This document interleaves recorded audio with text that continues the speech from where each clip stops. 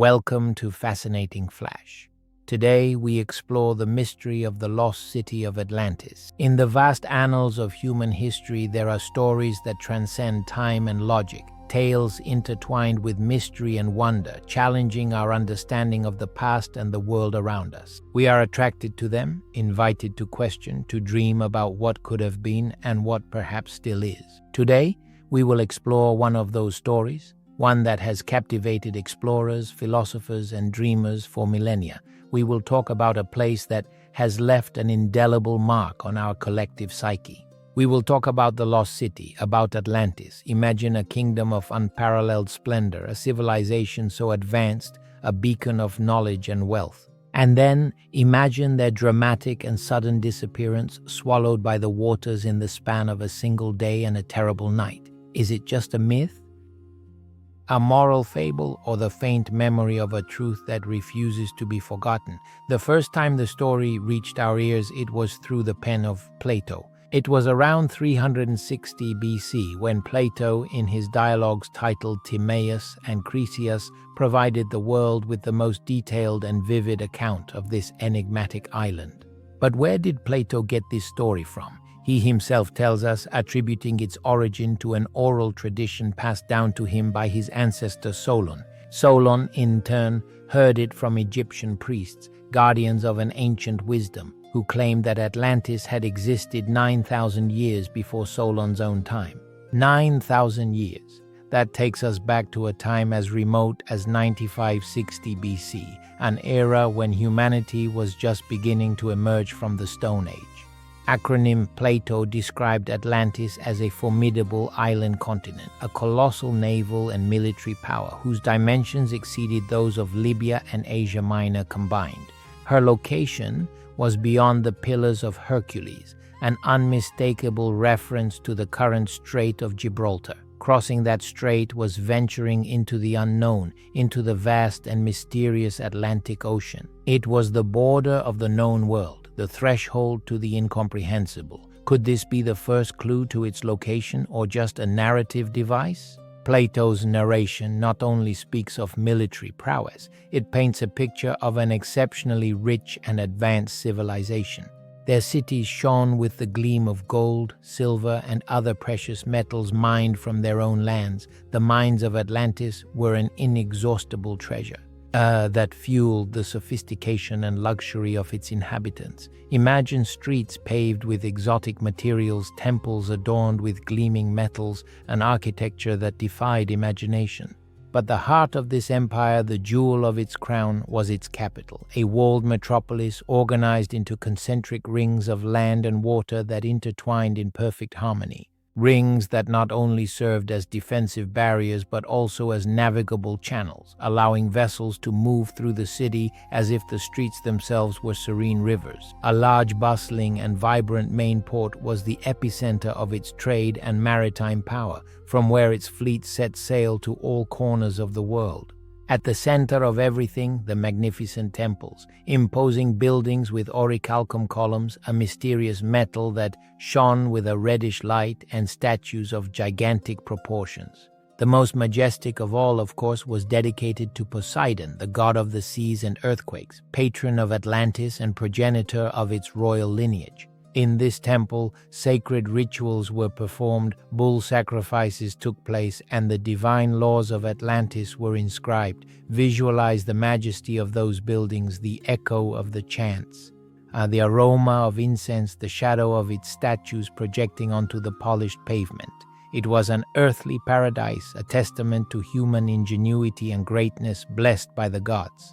The Atlanteans, as Plato tells us, were not always like this. In their origins, they were noble and virtuous beings guided by wisdom and justice. The lineage of Poseidon flowed through their veins, endowing them with an intrinsic connection to the sea and a high morality. They lived in harmony, respecting the laws of their god and the balance of their world. But unlimited wealth and unchecked power, as they often do, began to corrupt them.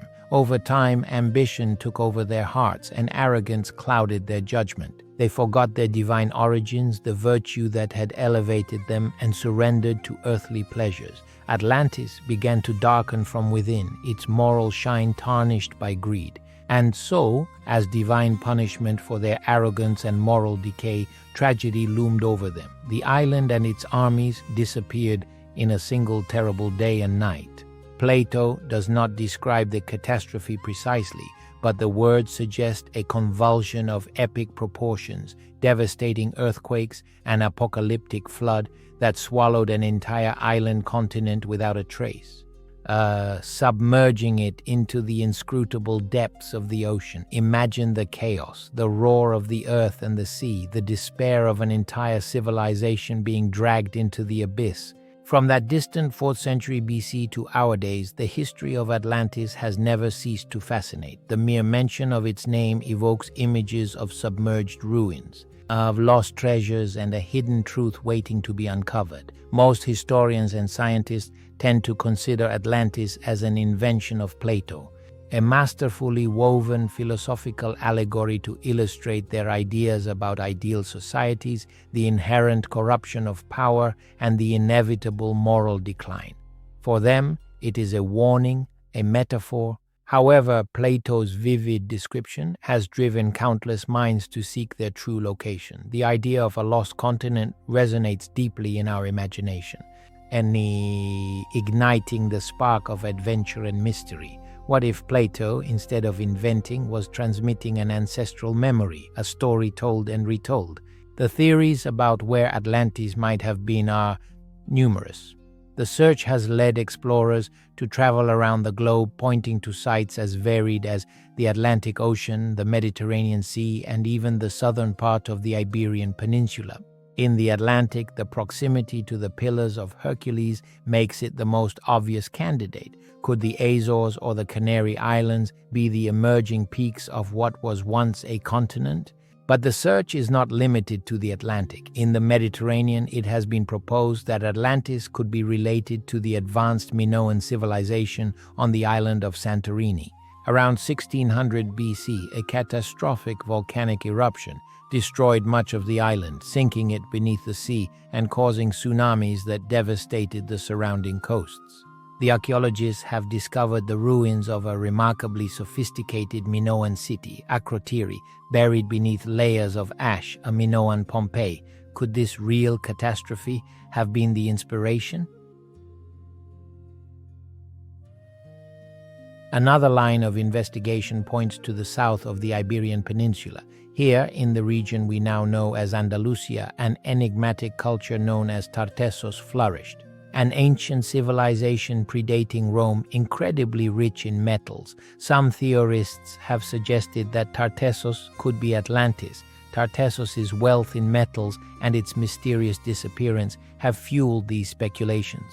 And if the ruins of Atlantis were found not in the vast ocean, but in the marshes or beneath the shallow waters of the Andalusian coast, near the ancient gates, the current Cadiz, the debate, far from dying out, is continuously fueled by new findings. For example, in 2022, scientists from the University of Granada identified rocks belonging to submerged microcontinents. These rocks are remnants of ancient landmasses that separated. Although much older than Plato's Atlantis, their very existence rekindles the idea that beneath the Atlantic waves there could be more land. But perhaps the most recent and the most intriguing news comes from the year 2025. Archaeologist Michael Donnellan has claimed to have found submerged circular structures near Cadiz. These structures notably match the Platonic descriptions of the Atlantean capital. Donnellan has chosen to keep the details and images secret in a documentary. Will this be the moment in the search for the lost city? Or is it just another promise, a hope that will fade away like so many others? Despite the continued interest, the truth remains elusive. To date, there is no conclusive evidence. The lost city remains hidden, whether beneath the ocean waters, within the layers of history, or inside the confines of our own imagination. Does it matter if Atlantis was real, or is its power as myth or symbol what truly gives it life? The story of Atlantis is a reminder of the fragility of greatness, the dangerous temptation of pride and human capacity to build and destroy. It is a mirror in which we can see ourselves reflected, contemplating our own rises and possible falls. And so Atlantis remains there, a whisper in the wind, a wave crashing on the shore, a promise of mystery in the depths, an enigma that continues to challenge us, the search for ourselves. I hope you enjoyed this episode. Until next time, keep looking towards the shadows because that's often where the truth hides.